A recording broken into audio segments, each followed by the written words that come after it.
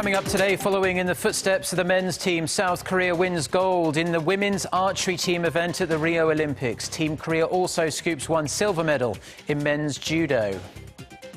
President Park Geun-hye criticizes the main opposition party for allowing a small group of its lawmakers to travel to China to discuss the upcoming deployment of the THAAD missile defense system to South Korea.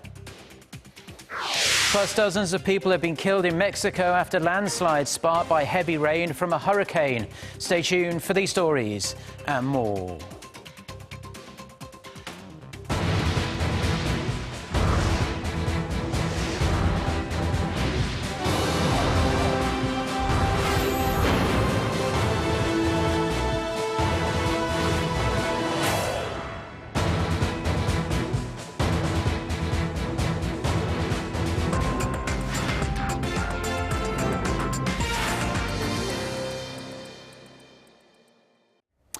Well, hello. It's noon on Monday, the 8th of August. You're tuned in to our midday newscast here on Arirang TV. Thank you for joining us. I'm Mark Broom.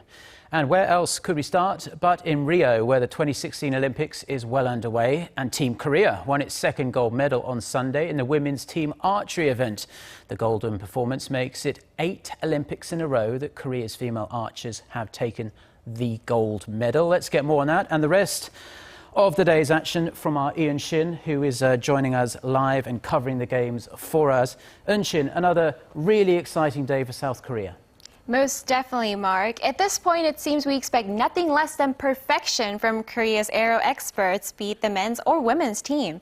Let's take a closer look at another golden day for Team Korea in Rio. Following the golden footsteps of their male counterparts just a day earlier, South Korea's women's team brought home the gold in the archery event on Sunday local time.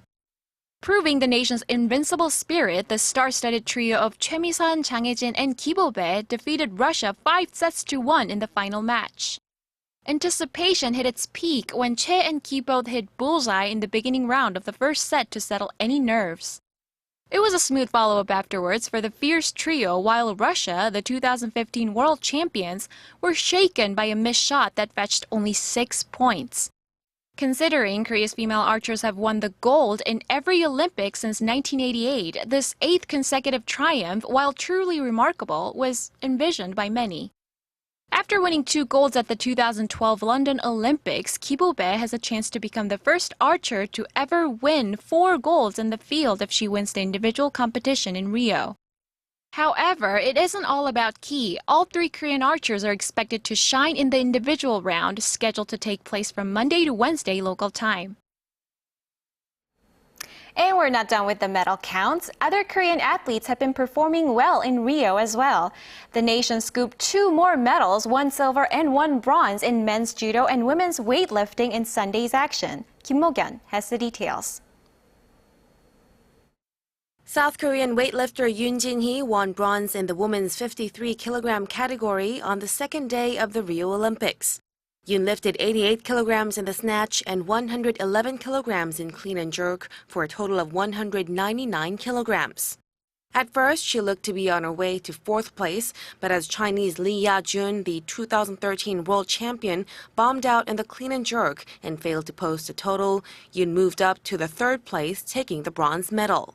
The gold and silver medals went to Hu Shu-ching from Taiwan and Hidilyn Diaz from the Philippines, respectively. Later in the men's judo, Korea's An Pao brought home the silver medal in the men's 66-kilogram class. Many expected him to win the gold, but he had to settle for silver after losing against Fabio Basile of Italy in the final. He lost by a nippon after just 84 seconds. Only an hour prior to the final, An had won his semi-final match against his longtime rival from Japan, Masahi Ebinuma. Kim Mo-kyun, Arirang News. Now let's move on to men's football. In the second of 3 group games, Korea drew 3-3 with Germany on Sunday in an end-to-end match. The result was bittersweet as Korea was leading 3-2 until the closing minutes, but conceded a late goal. However, considering their crushing 8-0 victory against Fiji on Saturday, Korea just need to win or draw against Mexico on Wednesday local time to advance to the knockout stages. For our viewers in Korea, that's kickoff time will be 4 a.m. on Thursday. That's all for the updates, and now let's take a look at the upcoming game schedule.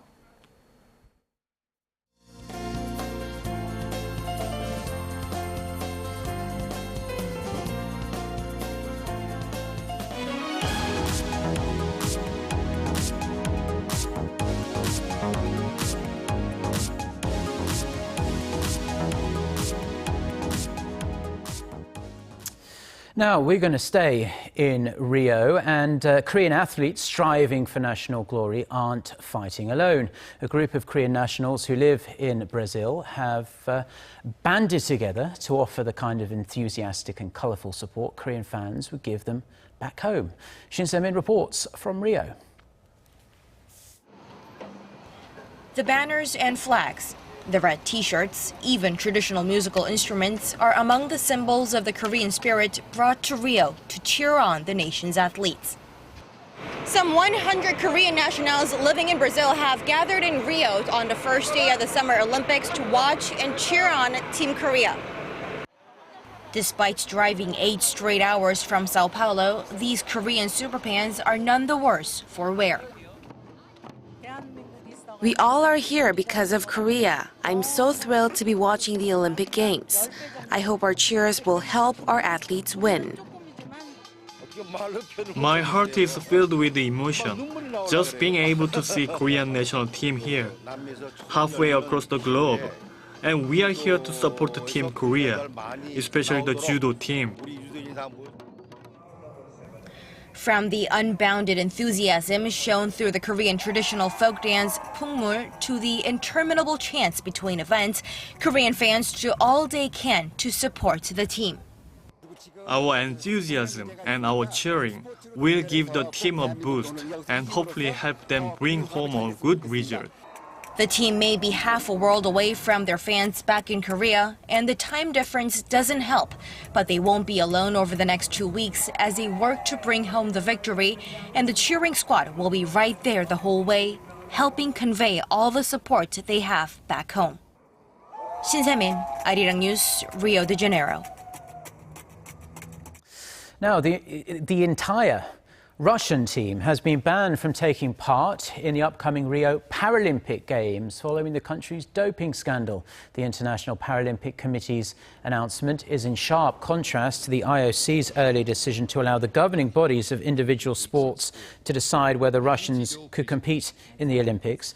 IPC President Philip Craven called Russia's anti-doping system broken, corrupted and entirely compromised. As a result of the ban, 267 Russian athletes will miss the Rio Paralympic Games that start on September 7th. The Russian Paralympic Committee is set to appeal against the decision to the Court of Arbitration for Sport. And yes, that's where we're going to leave that story. Now, in the rest of the day's news, 6 first-term lawmakers from the main opposition Minju Party of Korea have left for a 3-day trip to China in light of rising diplomatic tensions between Seoul and Beijing over the upcoming deployment of the THAAD missile defense system to South Korea. The lawmakers who oppose the THAAD deployment plan to meet Chinese officials and analysts to discuss regional security amid Beijing's strong opposition to the US anti-missile system. The ruling Senadu Party and the presidential office had called on the lawmakers to cancel their trip, urging united support for the government's plan to deploy THAAD for the sake of national security. But the Minju Party insisted the trip was to prevent Seoul-Beijing relations from deteriorating. It added that the visit mainly seeks to convey a message to scholars and acquaintances in China who can influence Beijing's policy directions not to overreact to Seoul's deployment plan. And staying with the upcoming deployment of the THAAD missile defence system, and President Park Geun-hye has made some comments as well. She's urged local politicians to support the government's diplomatic efforts and its stance on the issue, expressing concern about the opposition party lawmakers' China visit that is now being publicised by its state media on strengthening Beijing's opposition against THAAD. President Park on Monday asked the main opposition Minju Party to trust the government and unite for the sake of national interests. She reiterated the need to deploy THAAD against North Korea's continual nuclear and missile threats and sought cooperation from the political sphere in guarding the nation and the people's security. On the economic front, President Park stressed the need for long-term planning and improving competency, saying the fast-advancing era requires continuous restructuring and innovation efforts. She asked businesses to not just focus on reforms, but also find new growth engines for the future. Now, the ballistic missile North Korea launched in June may have been fired from an airport on the east coast. The speculation is that the North may continue to use this location for future missile tests. Connie Kim has the details. It's emerged that North Korea's launch of a Musudan ballistic missile in June took place at an airport in the city of Wonsan. The U.S.-based North Korea monitoring website 38 North said ground photos and satellite imagery shows a test site was located in the eastern part of Kalma International Airport. North Korea did not disclose where its tests had been carried out. 38 North added it's likely that North Korea will continue to use both this location and its companion facility on the Hodo Peninsula for its missile tests in the future, but use a Kalma Airport location for highly publicized events. North Korea's missile tests in late June showed the regime has made significant progress in its missile development as the missile flew 400 kilometers. Connie Kim, Arirang News. A powerful storm has caused deadly landslides in eastern Mexico, flooding streets and burying homes with rocks and mud. Dozens of people have been killed. Ocean reports. Heavy rainfall in Mexico caused by Hurricane Earl has triggered deadly mudslides in the eastern parts of the country, killing at least 38. 28 people died in the northern state of Puebla and another in the neighboring state of Veracruz as homes were buried under rocks and mud cascading down the mountains. The hurricane left a trail of devastation as it swept over the Caribbean and Central America. 9 people have reportedly died due to extreme weather conditions in Haiti and the Dominican Republic. The storm made a landfall as a Category 1 hurricane as it hit Belize and Guatemala last week, uprooting trees, battering cars and wrecking roads and bridges in its path. However, more heavy rain may be on the way as the U.S. National Hurricane Center says a fresh tropical storm called Javier has formed off the Pacific coast, setting off a tropical storm warning for the southwestern parts of Mexico. Usiyoung, Arirang News. Now, 1 out of every 10 companies registered on Korea's main bourse have hit new highs this year. According to the Korea Exchange, 89 companies, which account for roughly 10% of the 889 on the list, rewrote their all-time highs between January 3rd and August 3rd. During the same period, the benchmark KOSPI climbed 3.96% from a year earlier. The list of 89 companies includes 18 chemical companies, 12 pharmaceutical firms and 10 service industry firms. The list also contains a significant number of companies with leading market caps such as Samsung Electronics and the state-run Korea Electric Power Corporation. However, the improvements fall short by 46% compared to the numbers recorded during the same period in 2015, when over 170 companies recorded all-time highs, as the benchmark KOSPI grew by 4.3%.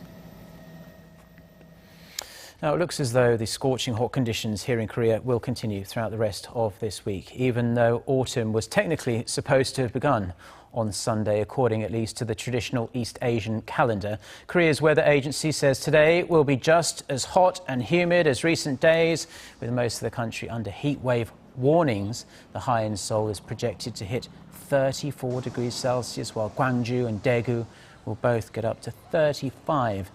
We can expect foggy skies in most parts of the country, especially in Gangwon-do and Gyeongsang-namdo provinces, as well as the southwest Honam region. If you're in the central and southern parts of the country, keep your umbrellas at the handy as sudden showers are set to begin in the afternoon. We'll see between 5 and 40 millimetres throughout the peninsula and on Jeju Island.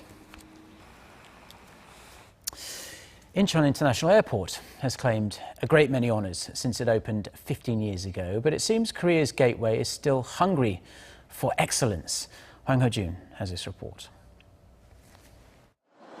Incheon International Airport has been recognized as the best airport in the world by the Airports Council International for an 11th straight year. It's the highest accolade an airport can receive. But there's more.